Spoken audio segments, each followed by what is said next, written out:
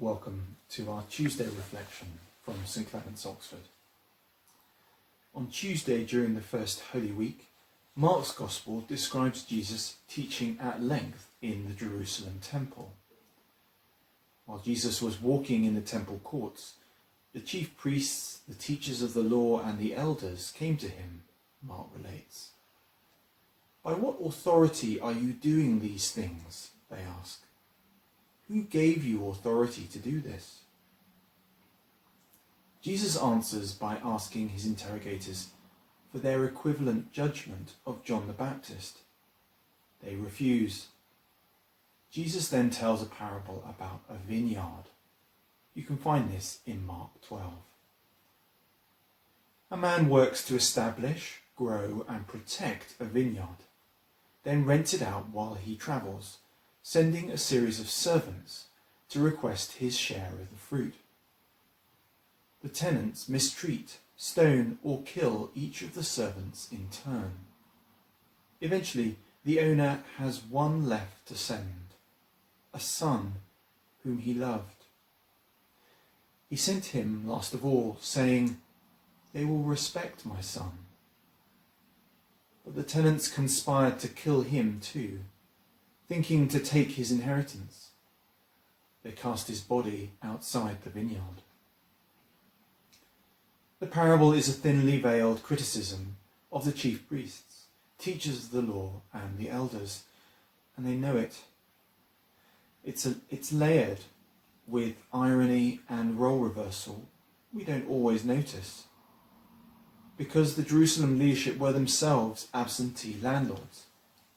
They lived on the rents received from land in the provinces, including Galilee. In this story, they are cast as the unworthy tenants, and Israel is the vineyard. They have stoned those sent by God and killed the prophets. Now the beloved Son has arrived.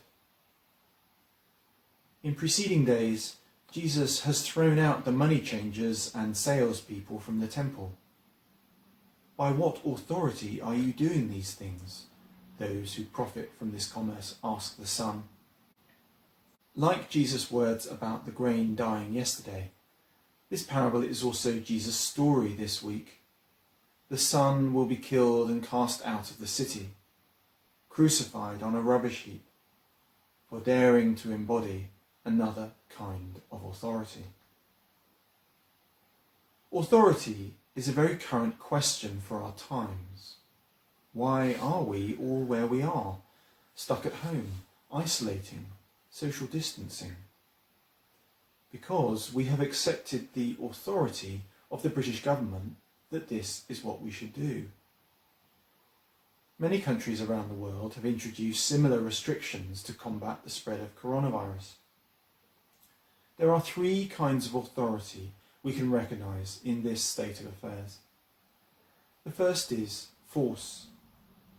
In other countries with different traditions of government, lockdowns have been imposed by force.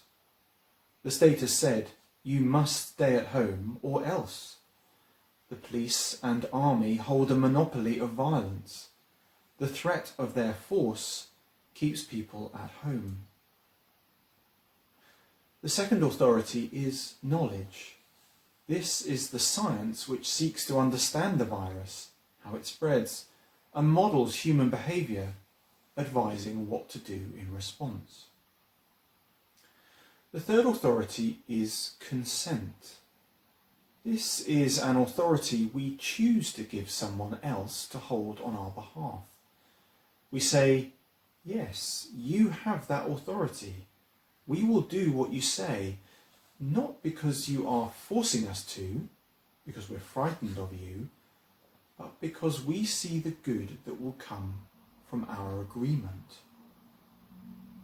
In this country, we have a long tradition of policing and governance by consent, this third authority. Now, I fully admit for some it doesn't always look or feel like this. We have a very sorry history of times consent is abused. I myself will never forget when I first witnessed a policeman using excessive force. I felt sick but the principle still stands, and we can still recognise it in the way we have been requested to stay at home, not forced.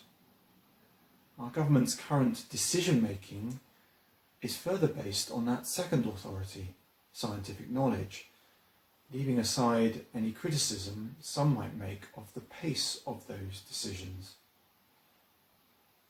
Our situation then, confined to our homes, involves us respecting these two kinds of authority, knowledge and consent.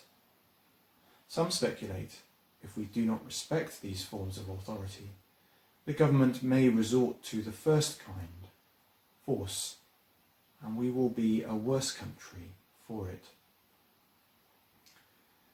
Coming back to Jesus' exchange with the Jerusalem leaders, I wonder if we can now see the issue of authority differently. The parable of the vineyard is a story of force and consent. If there is the authority of knowledge here, it is knowing to whom the vineyard belongs, who made it flourish, and who embodies the will of the owner. An invitation into a relationship of consent is made by the servants and then the son, who come representing the owner. The tenants are given the repeated opportunity to say, "Yes, you have authority, God. We will do what you say, not because you are forcing us to, because we're frightened of you, but because we see the good that will come from our agreement." Only they do not. They reach for the first authority of force, of violence, and the situation ends in tragedy. This Holy Week, we cannot avoid the truth of human violence. We will see it, most movingly and brutally of all, on the cross. What we humans did to the beloved Son, sent by the owner, to whom we owe everything. As we look ahead to seeing that violence redeemed, the resurrection which gives God's eternal answer to all such human force, let us walk this week from knowledge to consent. May we know anew that this is the beloved Son who has come among us. And may we say yes to God's invitation into a relationship of consent. For we see and trust the good that will come from God's authority in our lives.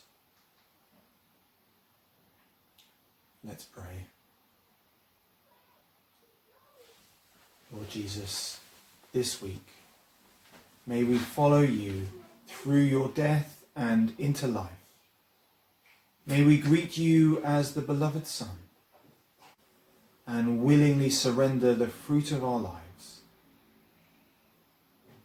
Teach us this week to respect your instructions and consent to your loving authority, now and in eternity. Amen.